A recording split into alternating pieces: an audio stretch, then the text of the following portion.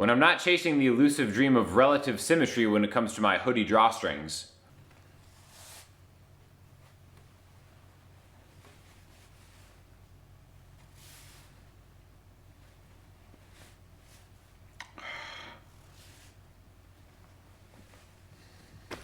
I like to answer questions that I get on YouTube, so let's get to it.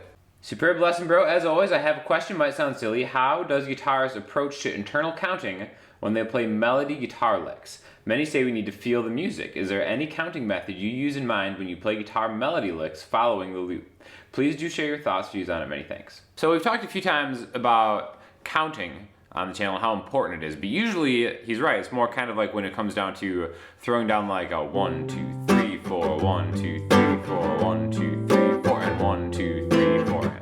Something like that, which is kind of like the backing of like if you're making a guitar loop, if you're doing a recording, if you're just playing rhythm guitar in a band. But one great question is what the counting process is when you're maybe just playing like some kind of like melodic thing over it without, you know, any of the chord structure behind it, or if you're playing to somebody else's chord, something like that. Now, what I've found through teaching is that this is the #1 hardest thing to teach for certain types of people. A lot of people just kind of innately have a general understanding of rhythm, and they don't even need to kind of manually count out loud or anything. There's just kind of like an intrinsic rhythm always there, and it's always kept somehow, you know, whether it's just kind of like nodding your head, tapping your foot, something like that. Now, if I'm playing a lead thing, I will still have that kind of internal rhythm going, but I'm definitely not thinking about it, and really, I never have. I remember when I was kind of first starting out and I wasn't really very good, I still had, my strength was being able to keep somewhat of good time, even though everything else was kind of, you know, not quite there yet.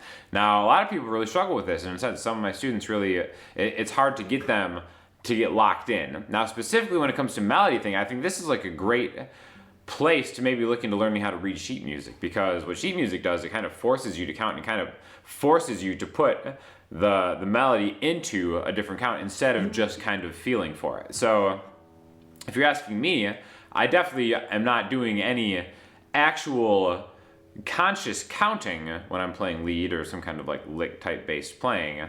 I really am just kind of feeling the music, but I know that's not the same for everybody. So that's why really just reading sheet music, whether it's guitar or piano, can be like a huge help for something like that, because I think it maybe just opens up the picture a little bit and like, okay, this part of the melody is here, and you don't even have to get like super deep into it. I think if you just do some really beginner sheet music type reading exercises, it'll just give you a better foundation of maybe how melody works and kind of like where within a structure of a 4 count or a 3 count or a 5 count or whatever you're kind of practicing, where that stuff is going to fall. So definitely try doing that and then rock it out.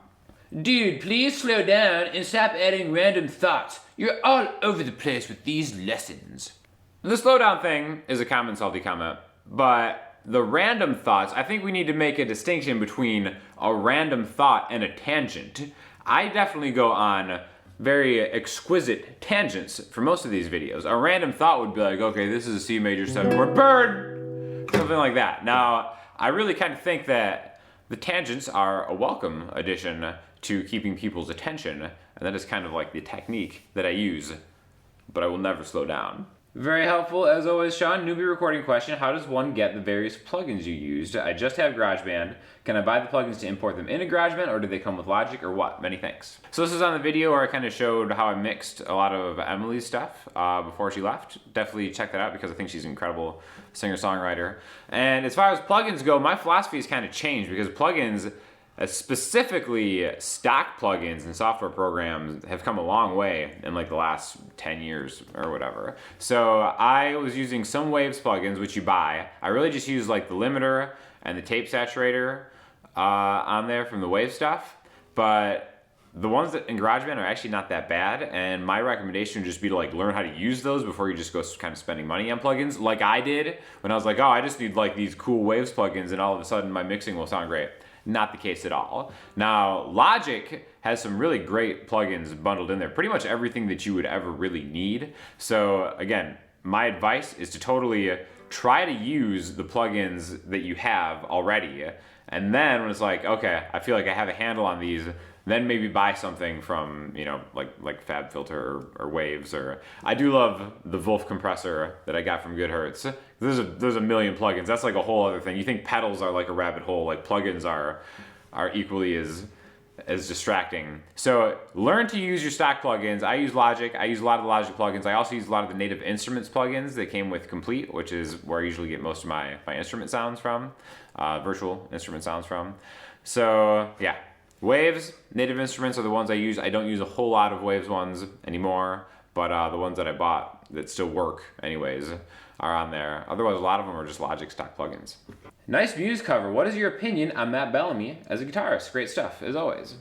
Matt Bellamy, lead singer, guitar player, piano player extraordinaire for Muse, is a huge influence of mine. I think he's a slept-on guitar player and kind of musician just in general. Like, specifically Origin of Symmetry, Absolution era Matt Bellamy, I think is one of the all-time great rock riff writers, just players in general. And it's not like his playing has gotten any, you know, worse or anything. He's just so tight, and a lot of what he does is so kind of like classically influenced playing type things. But I mean, I think he's just a beast. He's a beast all around.